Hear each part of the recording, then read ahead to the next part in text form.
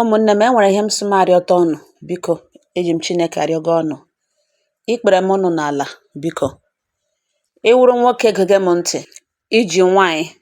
Gị wụrụ nwaanyị gege m ntị, iji di.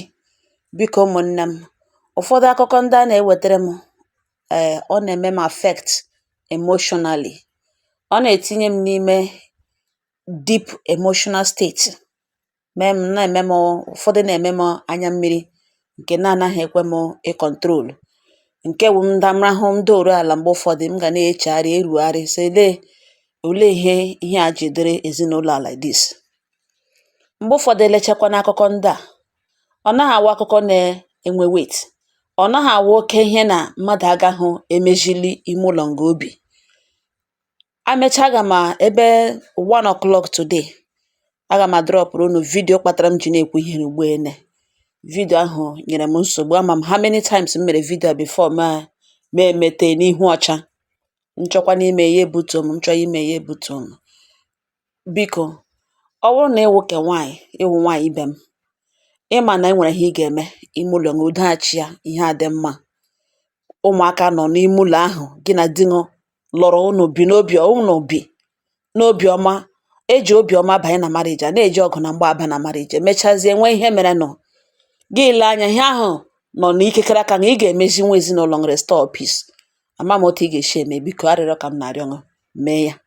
Gị wụrụkwanụ nwoke, mara ihe ị ga-eme. Ọ gị na mmadụ bi, onye ọbara na mmiri na-agba n'ahụ bi. Ọkwanụ nne ụmụ gị, onye ị kpọrọ nwunye gị. Gị ile anya mara ihe ahụ ị ga-eme ka udo chịa. Ihe ahụ ị ga-eme ya gị mara na ihe na ime ya ugbu a, ọ ibido ime ihe dị otu a, ihe ga-adị mma. Ana m arịọ gị, biko mee ya. Ụwa na anyị nọ n'ime ya, ọ wụ otu mbịa. Life is too short. Marriage kwana a na-ekwukwe n'okwu ya. Mgbe ahụ alụrụ ọhụrụ, mgbe aka na-erezi ụmụaka, mgbe ahụ ka a na-ata ahụhụ.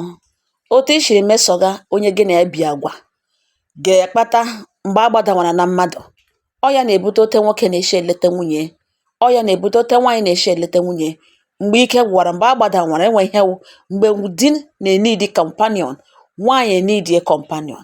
Ha abụọ abazie, nụrụzie na-atụpụshi ọka eji, nụrụzie n'obi ọma, nụrụzie ụmụaka na-ele ụmụaka ka ha wetewe nne na nna. Anụrụ n'obi ọma.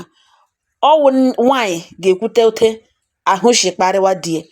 Ịhụnanya nwaanyị na-eji die na-eme ọ ga-eji alast. Ịhụnanya nwoke na-ejikwana nwunye na-eme ọ ga-eji alast. Marriage is a beautiful thing. Mana ama m ihe mgbe ụfọdụ some people abanye n'ime with okay sense, banye n'ime with ikpe nwere obi, banye n'ime marriage a na-ekwu okwu ya with ị na-eme onye gị na-ebe ihe, gị na-eme ka obi kee ya, gị na-eme ka obi gbawaa ya. Ọ dịghị mma, o kwesịghị ekwesị ịdị otu ahụ. Biko, arịrịọ ka m na-arịọ nne na nna na-ege m ntị. Ịnụ ngalugbo ewu nwaanyị, enweta gị na di gị si eme gị ihu panya panya. Gị ile anya ọwụ na erịọ ya as di gị na ọ ga-agbanwe. Biko, ana m arịọ nwaanyị ibe m, apologize. Rịọ di gị. Enwekwara ihe ahụ ọ na-complain. Enwe ihe ahụ wụ ihe wụ mgbe niile that matter na-esere unu. Gị ile anya ọ ihe ị ga-emenwu avoid. Jisie ike mee ya avoid ka udo chịa. Jisie ike mee ya avoid ka ụlọ gị wụrụ ụlọ ebe a kpọrọ ebe obibi, home. Gị wụrụkwanụ nwoke, enwe ihe nwunye gị na-arịọ gị mgbe niile ya na-abụ a complain that thing na gị eme wele ihe na gị emezina this thing. Ọ ihe ahụ nọ n'ama. Ọ wụ ihe ụmụ ruru ntụgharị ụkwụ. Gị ile anya nwaanyị achọpụtala omewe n'ihu. Biko, ana m arịọ gị, biko rịọ nwunye gị n'ụdị ọbụla ị ga-eji rịọ ya. Gosi ya na ịgbanwere, chịkpụta ụkwụ n'ime ụlọ na ọrịa karịrị. Onye ahụrụ n'anya ka a na-adọ. Ọwụ onye ahụrụ n'anya ka a na-ajụ ole ebe ị na-aga. Onye ahụrụ n'anya ka a na-ajụ ihwekwerechi. Biko, arịrịọ ka m na-arịọ gị. Inwe ezinụlọ, ya ezinụlọ gị kwesịrị ịwụ ihe mbụ ụzọ. Ihe echeta alụwa, ihe ọbụla ị na-eme gị buru ụzọ hold ya first. Consider ezinụlọ gị first before gị na-eteki some decisions. Elele mgbe ụfọdụ ya wụrụ enyi, mgbe ụfọdụ ya wụrụ enyi, mgbe ụfọdụ ya wụrụ ihe ịhụtara n'ezinụlọ onye ọzọ. Gị were bịa n'ụlọ gị bụ ime ya apply. Ya wụrụ otu enyi gị si akpaso nwunye ya agwa, otu enyi nwoke si akpaso ezinụlọ ya agwa. Gị were otu ahụ bubata ya n'ụlọ gị. Gị wụrụkwanụ nwaanyị, gị nwee enyi nwaanyị, ikekwe ya kachiri di ya ike, ya zọra di ya, di ya zụọrọ ya, ha abụọ nghọta ha shi biri, gị batazie kekwe di ya eshi nghọta ha azụgara gị, oshi nghọta ha emege, mana e nwere ihe o bu n'aka ụnụ na o nwere project ọ na-ele anya na ya ga-eburu n'aka, ihe niile awụrụ fụ ọdịnamma ezinụlọ.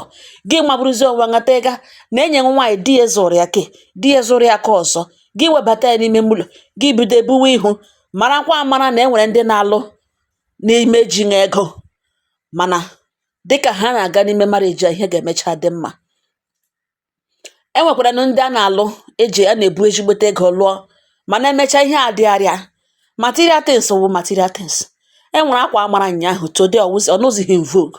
E nwere akwa eyiri nyaa ịhụzi onye yi ya gị sọ rencha n'ọla ala. Ihe ahụ bara gị anya ga-emecha wụrụ nke gị. Nwee ndidi, ma ọ dịghị mma ka ọ ga-adị echi. Biko arịrịọ ka m na-arịọ unu. E nwere ihe kpatara m ji sị m ekwusịta okwu n'ugbu ene. E nwere vidio m tiri automatically YouTube ga-publish ya by 1 o'clock noon today. Biko ya wụ vidio o nyere m nsogbu, nye m ezigbote nsogbu. Ọ ga-drop by 1 na my YouTube channel ya wụ ebe a now. Biko eji m Chineke na-arịọ unu, ọ bụrụ na ị nụghị olu m, mere m ebere biko, kwere maka ụmụ, kwere maka Chineke, kwere maka marriage for what it is. Biko mee ka udo chịa. Ọwa arịrịọ ka ị ga-arịọ. Gị na di m nọrọ ọdụ jụọ dị nsọ, gịnị nwe ihe a m na-eme mgbe niile iwe na-ewe m? Gị jụọ nwunye nsọ, gịnị nwe ihe a m na-eme dị m na-emete? Unu ayọ nọ ya, discuss ya dịka di na nwunye. Ka Chineke nna bi n'eluigwe duwere m unu. Amen.